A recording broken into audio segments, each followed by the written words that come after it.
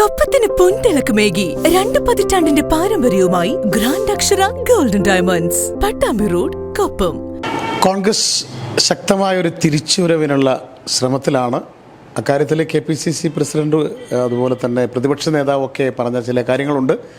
ഇപ്പോൾ ആദ്യഘട്ടത്തിൽ കോൺഗ്രസ് UDF നേതൃത്വം പ്രധാനമായിട്ടും ലക്ഷ്യമിടുന്നത് നിലമ്പൂർ ഉപതെരഞ്ഞെടുപ്പ് വൻ ഭൂരിപക്ഷത്തിൽ വിജയിക്കുക എന്നുള്ളതാണ്.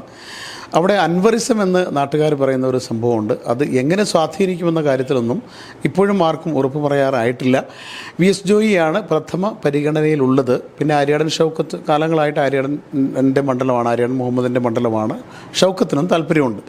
കഴിഞ്ഞ ദിവസം CPI സംസ്ഥാന സെക്രട്ടറി ബിനോയ് വിശ്വം ഞങ്ങളെ കണ്ടപ്പോൾ ഒരു കാര്യം പറഞ്ഞിരുന്നു. 100% കൂടുതൽ LDF നിലമ്പൂരിൽ വിജയിക്കുമെന്നാണ് പറഞ്ഞത്. നമ്മോടൊപ്പം KPCC സെക്രട്ടറി V ബാബുരാജ് ഉണ്ട്. നിലമ്പൂരിലെ സാധ്യത പണ്ടേ കോൺഗ്രസിന് അനുകൂലമായൊരു മണ്ഡലമായിരുന്നു. ഇടക്കാലത്ത് അൻവറിസം എന്ന ഒരു സംഭവത്തിലൂടെ PV അൻവർ സ്വന്തമാക്കി മാറ്റി. ഇപ്പോൾ അൻവറിനെ കോൺഗ്രസിൻ്റെ ഒപ്പം ചേരണമെന്നുണ്ട്. അങ്ങനെ കുറേ കാര്യങ്ങളൊക്കെ നടക്കുന്നു.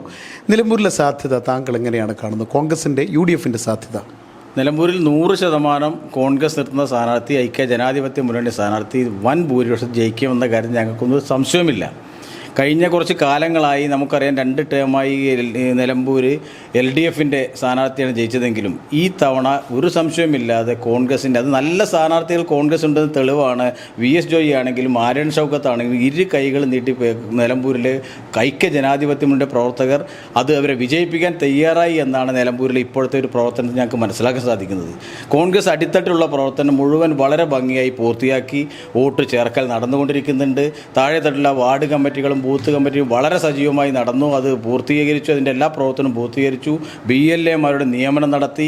എല്ലാം കൊണ്ടും കോൺഗ്രസ് തെരഞ്ഞെടുപ്പിന് 100% തയ്യാറായി നിൽക്കുന്ന ഒരവസ്ഥയാണ് നിലമ്പൂരുള്ളത്. സ്ഥാനാർത്ഥി പ്രഖ്യാപനം വന്ന മണിക്കൂറുകൾക്കകം കോൺഗ്രസിൻ്റെ സ്ഥാനാർത്ഥി ഹൈക്കമാൻഡ് പ്രഖ്യാപിക്കും. 100% ഒരു തർക്കവും ഇല്ലാത്ത രീതിയിൽ ശക്തമായ രീതിയിലൊരു പ്രവർത്തനം നടത്തി ഐക്യ ജനാധിപത്യത്തിനോട് ഒരു വരവ്, അത് ഈ കേരളത്തിലെ അടുത്ത തെരഞ്ഞെടുപ്പിൻ്റെ ഒരു തുടക്കമായി ഞങ്ങൾക്ക് ഇതിനെ കാണുന്നുണ്ട്. ഇവിടെ കഴിഞ്ഞ ദിവസം ബിനോയ് പറഞ്ഞു, ഇത് ചോദിച്ചു അദ്ദേഹത്തോട്, ഇത് സർക്കാരിൻ്റെ വിലയിരുത്തലാവും, അതെല്ലാം ഉണ്ടാവും, എല്ലാം ഒരുമിച്ചാണ് എന്ന് അദ്ദേഹം പറഞ്ഞു. ഇവിടെ നിങ്ങളുടെ ആത്മവിശ്വാസം കാണുമ്പോൾ ഒരു കാര്യമുണ്ട്. അൻവറിസം എന്ന് നേരത്തെ ഞാൻ പറഞ്ഞത് നിലമ്പൂരുകാരുൾപ്പെടെ പറയുന്ന ഒരു കാര്യമാണ്. അൻവറിൻ്റെ സ്വാധീനം അത് നിസ്സാരമായിട്ട് കാണാൻ പറ്റില്ല. കോൺഗ്രസ് UDF സ്ഥാനാർത്ഥിയെ പ്രഖ്യാപിച്ചു കഴിഞ്ഞാൽ ഞാൻ എല്ലാ കാര്യങ്ങളും തുറന്നു പറയുമെന്നൊക്കെ അദ്ദേഹം പറയുന്നുണ്ട്. ഈ PV അൻവറിൻ്റെ സ്വാധീനം അത് ആർക്കനുകൂലമായാലും അത് അവർക്ക് വിജയമാണ്. അത് UDFന് അനുകൂലമാകുമെന്ന് 100% അതില്ല എന്നൊരിക്കലും പറയാൻ പറ്റില്ല. അത് 2 പ്രാവശ്യവും ഇടതുപക്ഷ സ്വതന്ത്രനായി അദ്ദേഹം മത്സരിച്ച് ജയിച്ചത് അദ്ദേഹത്തിൻ്റെ സ്വാധീനം കൊണ്ട് തന്നെയാണ്. അല്ലാതെ അത് ഒരു പാർട്ടിയുടെ വോട്ടായി അല്ല കാണുന്നത്. അത് UDFന് അനുകൂലമാകുമെന്ന് പ്രതീക്ഷിക്കുന്നുണ്ട്. തീർച്ചയായും വളരെ വർഷങ്ങളായി നിലമ്പൂർ ഇന്ത്യൻ നാഷണൽ കോൺഗ്രസിൻ്റെ, പ്രത്യേകിച്ച് ഐക്യ ജനാധിപത്യ മുന്നണി ഉരുക്കുകൂടെ തന്നെയാണ്.